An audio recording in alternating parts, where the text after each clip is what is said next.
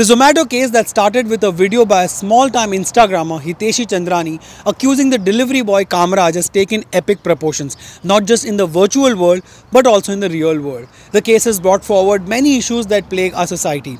From freeloading influencers who wield their power of followers to get stuff for free and pass judgments on all and sundry, to the plight of delivery boys who are always in a race against time to deliver food on time or risk money, reputation and ultimately their jobs.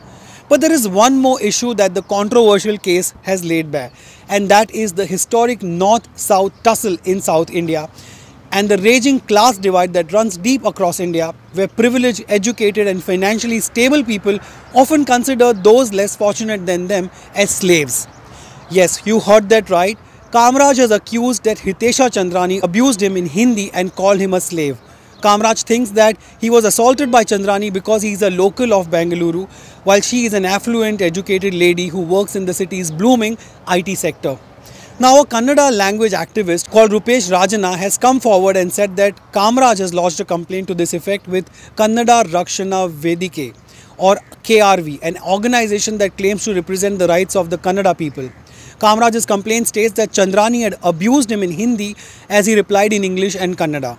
Leaders of KRV say that Kamraj, a Bengaluru resident, was attacked for his identity as a South Indian man, and this fresh twist in the assault case has come as Kamraj has got the backing of KRV. The KRV has also provided Kamraj with a lawyer, and the KRV leader Rupesh Rajana has said that Chandrani is a North Indian woman. She treated a local man improperly, and this attitude of cultural superiority cannot be overlooked. His exact words are, "She behaved as if he was inferior to her." The reason for this behavior cannot just be her higher societal status. It is only because he is a South Indian man and she behaved that way with him. Rupesh Rajana is the man who claims to have taken Kamraj to the police station on last Tuesday to lodge a complaint against Chandrani. This because no one backed him at the time. He said, "When I heard the story of Kamraj and only Chandrani's version was being heard by everyone else, Kamraj was being ignored." There are many such local delivery boys and drivers who are wrongly accused. Kamraj is originally from Tamil Nadu. He has been living in Bengaluru since he was 11 years old.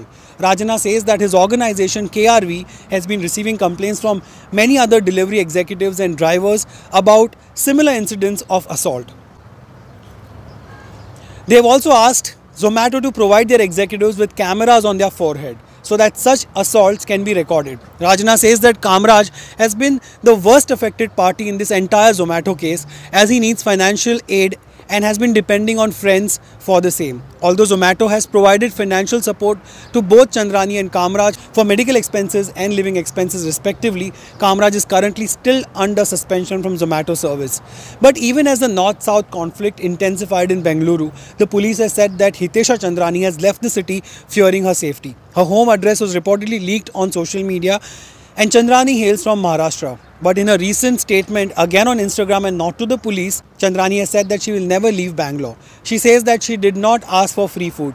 There was an offer by Zomato that the food will be free if the delivery is late. However, many have pointed out the glaring difference in what Chandrani is saying now in that Instagram post and what she said in her first video also on Instagram, where she clearly says that she asked Zomato to either give her the food for free or cancel the order. Moreover, Zomato currently does not have any such offer of providing food for free if delivered late.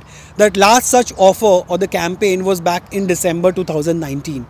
Now the Electronic City Police have booked Chandrani on charges of criminal intimidation and assault based on Kamraj's complaint. What are your thoughts on this rapidly developing story? What societal issue do you think it represents? And what can we do on our part to avoid a repeat of such incidents?